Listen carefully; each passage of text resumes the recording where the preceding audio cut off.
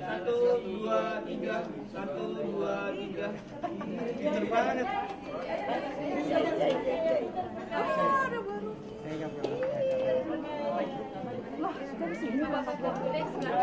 Bareng ibu ya.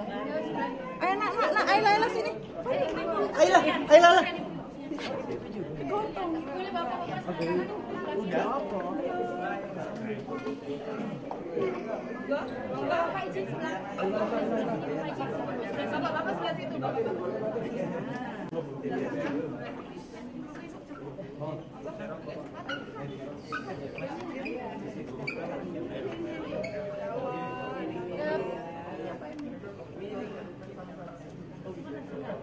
Habis itu Mas Ari. Mas Ari mana? Habis ini. Habis itu Mas Ari. Izin 1, 2, 3. 1, 2, 3. Tim TKD.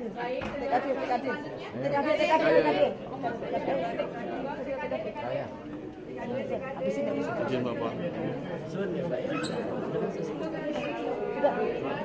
Izin Bapak. Ayo Pak, waktunya masuk. Habis ini.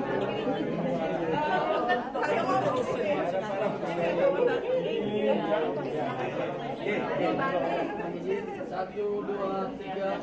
Satu, dua, tiga.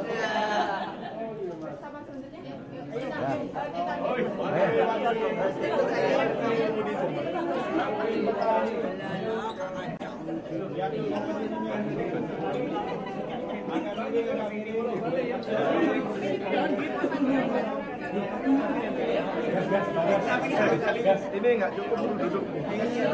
Halo.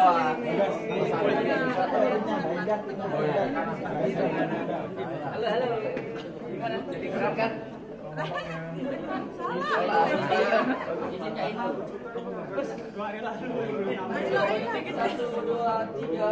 Satu, dua, tiga.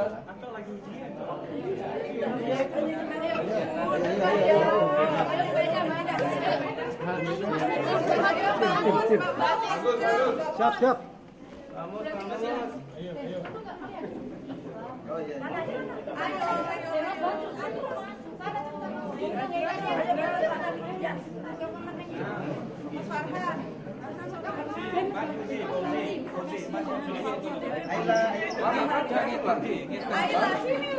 Tangan. Oh, sorry.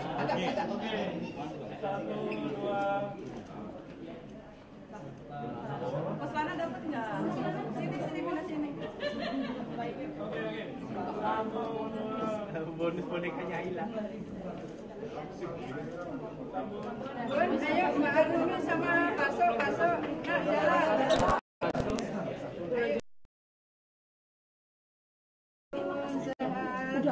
Ya.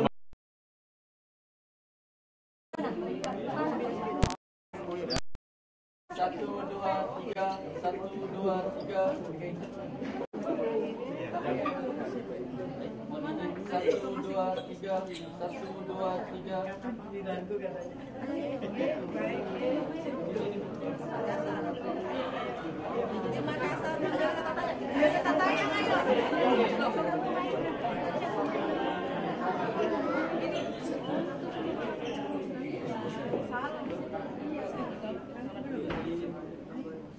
Baik, mohon izin. 1, 2, 3. 1, 2, 3. Kakak Ima belum, Kakak Ima. Kami mau berangkat. Semua.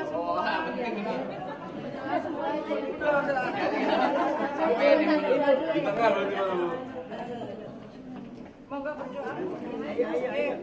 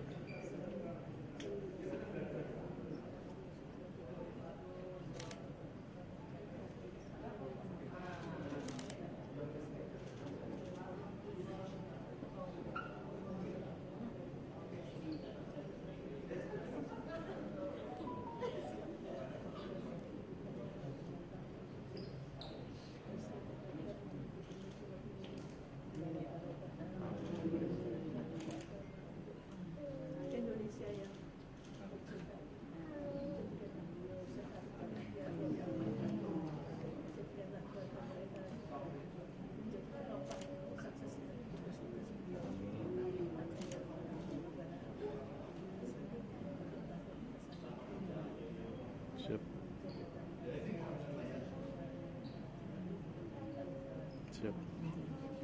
Ntar gue kabarin bang. Mohon Fatihah untuk Ibu Arumi Vaksin yang kemarin berulang tahun. Mudah-mudahan Allah anugerahkan umur panjang, sehat, penuh keberkahan, dan kesuksesan, kemuliaan, dan bahagia keluarga di akhirat. Al-Fatihah.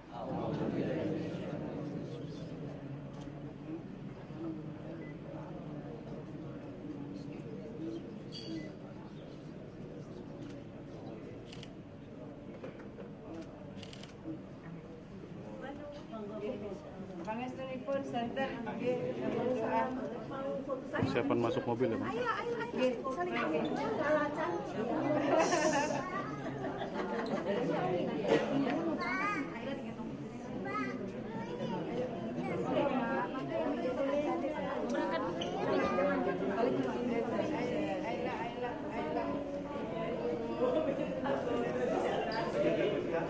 Ntar aja udah masuk ke mobil.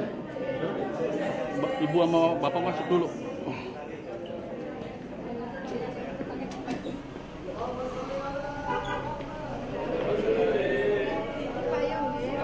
Bukan gitu bang. Sama di mana? Saya paling belakang ya. Saya di lebih dalam atau Ntar dulu bang.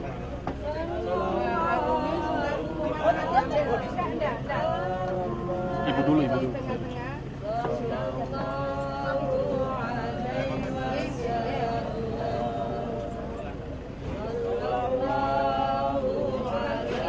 Dicoblosin kemarin kalau saya istri ibu bawa. Iya. Takut lepas. Gimana?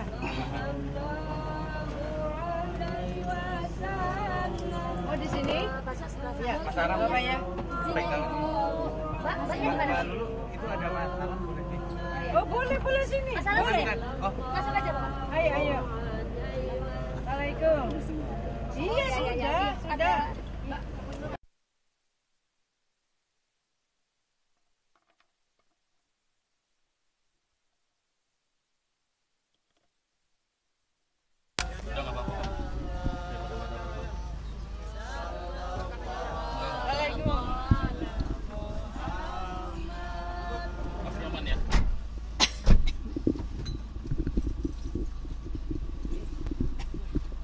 Baik Ibu, selamat pagi. Mas Emil, selamat pagi. Nggih, Ini kita pagi. sambil jalan izin wawancara ya Ibu ya. Ya. Hari ini kan akan dilantik nih Ibu ya. Apa sih persiapannya Ibu?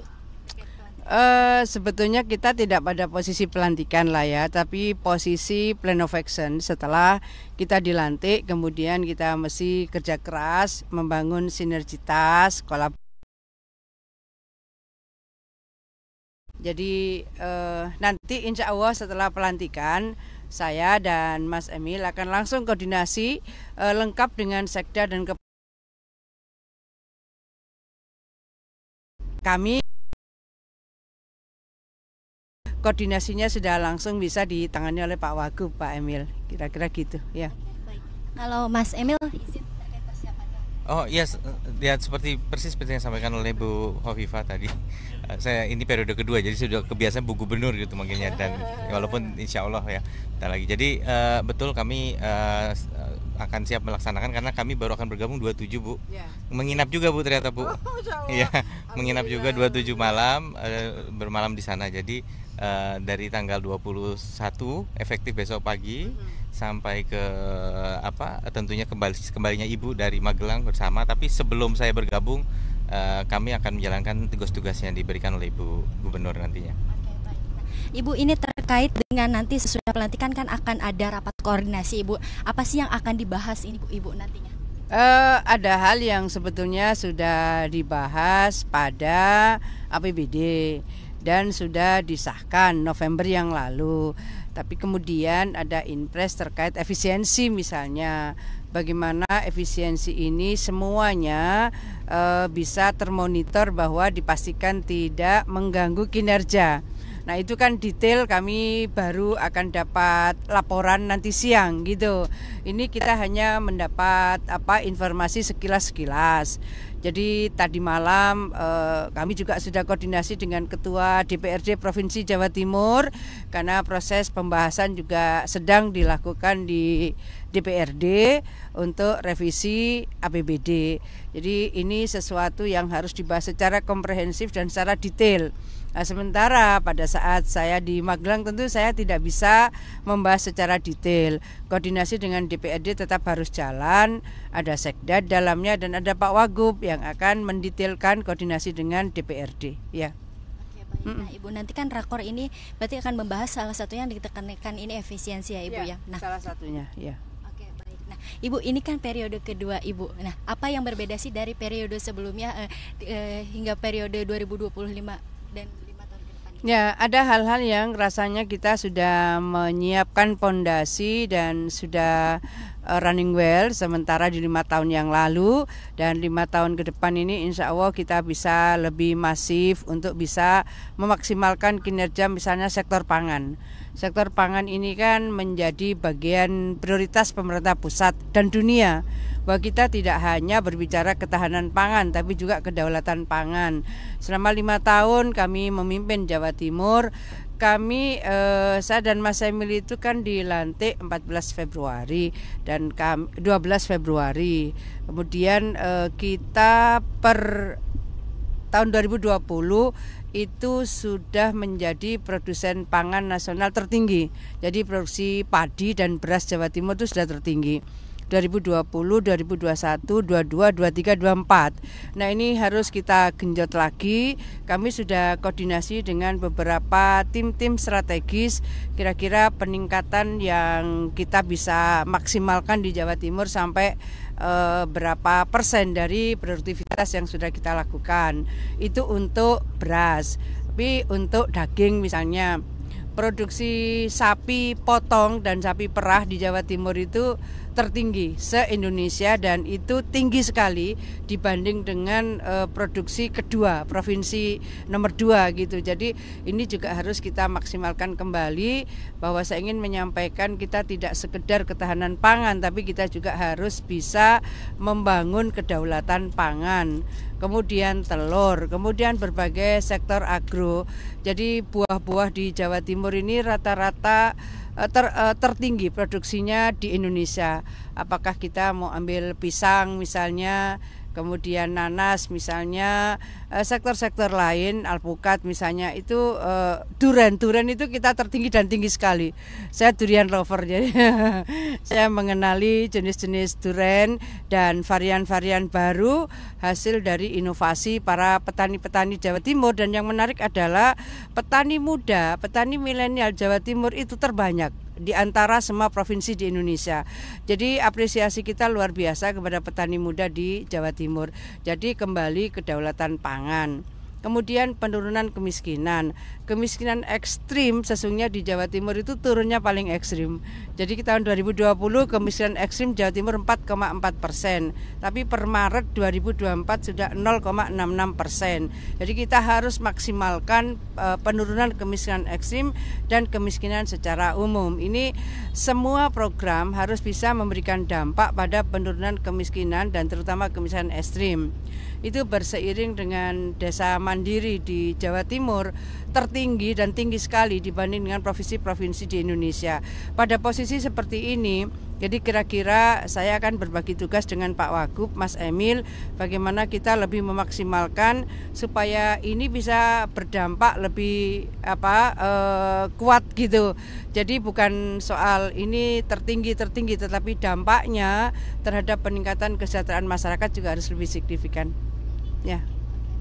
Ibu kan tadi terkait dengan pangan gitu ya, Bu. Nah, apa sih yang akan dievaluasi begitu untuk 5 tahun ke depan dari periode sebelumnya ini? Ya, memang banyak yang kita lakukan evaluasi dari ketersediaan pupuk, termasuk dalamnya adalah pupuk bersubsidi. Kemudian ketepatan sasaran. Jadi kan ini RDKK ya, jadi pengusulan itu dari Gapoktan ke kepala desa, ke kabupaten, langsung ke pusat. Itu yang kami selalu menyampaikan bahwa kami ini diberikan tembusan. Karena biasa kalau sudah September tuh kami selalu kekurangan pupuk dan kemudian kita khawatir itu berdampak pada pengurangan produksi. Kami paham bahwa memberikan subsidi pupuk itu tidak murah gitu. Dan itu artinya beban APBN belum tentu mencukupi. Tapi mungkin kami ini bisa mendapatkan support misalnya untuk produksi yang kita bisa lakukan pengamanan sampai 10-11% itu ketika ada combine harvester. Nah, combine harvester itu para Gapoktan sebenarnya bukan minta hibah. Mereka rata-rata sudah punya kur, mereka ingin mendapatkan kesempatan untuk dapat kur lagi. Kami pernah menyampaikan beberapa kali apakah mereka boleh mendapat grace period gitu. Grace period, jadi kurnya sudah lunas, kemudian mereka masuk pada proses cicilan. Karena kalau combine harvester sesungguhnya posisinya bukan per petani tapi Gapoktan, dan itu bisa disewakan dengan Gapoktan-Gapoktan lain. Apa urgensinya bahwa kalau panen dengan combine harvester itu bisa mengamankan lossesnya itu biasanya 9-11% kalau dipanen secara manual. Tapi kalau dengan combine harvester itu berarti aman gitu. Kira-kira 10% kita bisa mengamankan. Jadi kalau misalnya produksi padi di Jawa Timur itu hampir 10 juta ton. 9,8 juta ton. Kemarin ketika agak nurun itu ya sekitar 9,67 ya. Jadi 9,67 juta ton. Ambil kalau kita mau genapkan 10 juta ton, 10% itu loh 1 juta ton. Itu sebetulnya secara nasional kita sangat serius itu. Kita pernah membahas dengan mengundang pakar-pakar se-Indonesia. Kita juga mengundang OJK BI. Ayolah kita mencari solusi supaya kita ini tidak import beras. Karena potensi yang hilang karena panen secara manual itu sebetulnya kasat mata. Jadi secara saintifik itu bisa dihitung. Oleh karena itu kalau ada combine harvester, ya kalau kita misalnya memberikan skema kredit khusus kepada Gapoktan, why not gitu. Ini untuk kepentingan kedaulatan pangan. Mereka tidak minta hibah. Mereka ingin bahwa ada skema misalnya adalah kami punya kur, jadi sekarang mereka mendapatkan combine harvester tetapi dengan skema grace period misalnya ya. Ada lagi bibit misalnya. Bibit ini sebetulnya ada kebutuhan untuk menyiapkan bibit-bibit dengan kualitas yang bisa menjamin produktivitas lebih bagus. Kemudian varian-varian untuk bisa menguatkan pupuk organik. Anak-anak muda, petani muda Jawa Timur luar biasa. Mereka punya inovasi di Ngawi itu luar biasa, labnya luar biasa. Ini kelompok anak muda. Kemudian di Tuban juga luar biasa. Di Ponorogo. Ini yang kami ingin sampaikan bahwa menggunakan pupuk organik memang di awal itu harus diolah kembali lahannya. Berikutnya biasanya di panen pertama kedua agak turun, tapi panen ketiga mereka malah lebih bagus. Kemudian habitat tanah haranya, unsur haranya lebih bagus. Cacing-cacing mulai tumbuh gitu ya, belut-belut mulai hidup. Luar biasa. Nah, ini harus ada penguatan. Jadi misalnya mereka akan mendapatkan privilege tertentu ketika mereka sudah teruji dan terukur penggunaan pupuk-pupuk organiknya. Saya rasa ini hal yang bisa membuka lapangan kerja, produktivitas, dan tentu adalah lingkungan yang sehat.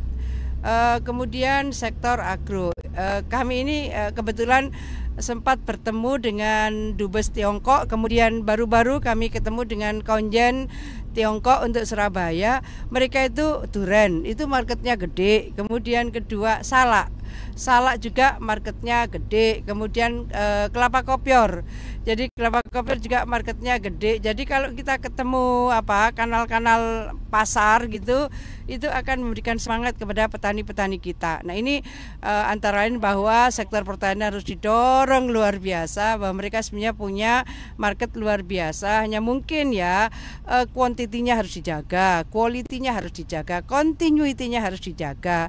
Jadi misalnya soal duren Blackton misalnya, Musangking, ya ternyata kita itu untuk memenuhi pasar domestik saja masih kecil gitu. Mungkin hanya 12% ya pasar domestik gitu. Untuk pisang Cavendish misalnya, saya kemarin diskusi dengan kawan-kawan untuk memenuhi pasar DKI itu ya sekitar baru 15%-an. Jadi betapa tiap tanah itu gampang tumbuh kalau kita tanam pisang. Bagaimana itu kemudian bisa menjadi budidaya secara lebih masif dengan pendampingan yang baik, sehingga kalau tumbuh dan berbuah itu kemudian ada yang mengkolek gitu hasil dari budidaya yang mereka lakukan, terutama untuk pisang Cavendish misalnya yang mudah tumbuh di banyak tempat di Indonesia ini ya. Baik, Ibu. Ya, sekarang ke Mas Emil dulu nih, Mas. Iya. Nah, tadi kan dikatakan bahwa nanti kalau Ibu kan pembekalan di Magelang ini ya. Sebelumnya juga akan menginap. Nah, ada kegiatan apa sih nanti setelah pelantikan ini? Tentu itu yang akan dibahas dalam pertemuan dengan segenap jajaran Pemprov yang walaupun memang semangatnya juga silaturahmi, tapi juga sudah mulai gaspol dari hari pertama. Tapi sekilas dari apa yang dibahas dengan beliau, kita akan menyambut datangnya Ramadan, dan Ramadan ini untuk Jawa Timur adalah satu momen yang sangat penting karena esensi kehadiran dari lingkungan pondok pesantren, santri, dan tokoh agama itu telah berkontribusi selama ini menjaga kondusivitas di Jawa Timur. Karena angka-angka yang luar biasa disampaikan Ibu itu bukan saja diraih dengan ngurusin program tadi combine harvester atau apa, tapi Ibu ini selalu silaturahmi dengan pesantren, dengan kiai, dengan tokoh agama supaya kondusif. Karena percuma kita kasih mesin combine tapi kemudian situasinya nggak kondusif. Nah, ini Ramadan ini adalah momen semacam momen akbarnya lah. Nah, ini tentu ada hal-hal yang beliau ini paling hobi. Saya nyebutnya hobi lagi gitu bukan. Hobi memastikan harga tuh tidak melonjak. Hobi memastikan dan juga memastikan nantinya lebaran transportasi juga lancar. Walaupun biasanya menjelang ujung, tapi ini semua sudah mulai diinventarisasi. Itu beliau berpesan. Yang juga tidak kalah penting tentu menginventarisasi isu-isu terbaru, karena kita sebenarnya sudah lebih dari setahun sejak kita purna dan banyak yang terjadi selama setahun terakhir ini. Nah, ini perlu diupdate. Saya pikir itu dua hal yang menjadi pesan beliau sejauh ini untuk bisa kami laksanakan di masa hanya berapa hari lah. Beliau insya Allah kan Jumat, kemudian dari tanggal 21, dan saya sendiri akan bergabung di tanggal 27. Jadi efektif setelah itu beliau langsung bergegas kembali ke Jawa Timur. Tadi kan salah satunya ada petani milenial nih ya. Kedepannya apakah akan ada program begitu untuk petani milenial sendiri ataukah bagaimana? Ya sebenarnya petani secara keseluruhan menjadi perhatian beliau. Cuma petani milenial ini diberikan tentunya kesempatan ekstra lah oleh Bu Gubernur ya. Jadi teknik-teknik yang baru ya, kayak penggunaan teknologi-teknologi yang lebih advance itu sudah beliau bina melalui SMK. Jadi SMK ini jurusan-jurusan yang berkaitan dengan pertanian itu sudah didukung dengan teknologi, karena petani milenial ini justru kalau nggak pakai teknologi itu nggak betah gitu. Jadi ini diantaranya dan sudah bisa dilihat nyata hasilnya di beberapa tempat di Jawa Timur, misalnya penggunaan monitoring digital atau penggunaan drone kerjasama dengan Tianjin ya, bukan salah ya, Tianjin. Itu saya pernah beberapa kali mewakili beliau diutus untuk melihat hal tersebut gitu. Dan petani milenial bukan hanya petani beras, petani padi. Beliau terakhir juga mendorong porang. Bahkan sudah woro-woro ke Pak Presiden Jokowi saat itu. Sampai Pak Presiden Jokowi khusus datang memerhatikan porang. Iya, jadi banyak inovasi-inovasi yang dijalankan oleh Bu Gubernur yang di mata milenial itu membuat pertanian ini menjadi lebih dinamis dan mereka bisa menyalurkan tentunya kemampuan mereka lebih maksimal lagi. Jadi nggak boleh ada bahasa Jawanya itu gur tani. Jadi kalau ditanya kerjamu apa ya, cuma jadi petani loh. Petani itu profesi yang sangat kompleks gitu. Pakai mendaya gunakan ilmu yang juga sangat tinggi gitu. Kira-kira itu yang menjadi arahan dari Bu Gubernur. Bahkan memang tadi seperti disebut Ibu gitu ya, pangan ini terbesar gitu ya, terutama duren itu sendiri gitu ya. Ya, jadi gini yang Pak Emil, Pak Wagub sampaikan, bagaimana anak muda ini di sektor agro itu mereka merasa enjoy dan friendly dengan Al-Sintan, alat-alat untuk teknologi pertanian ini. Mereka menggunakan drone.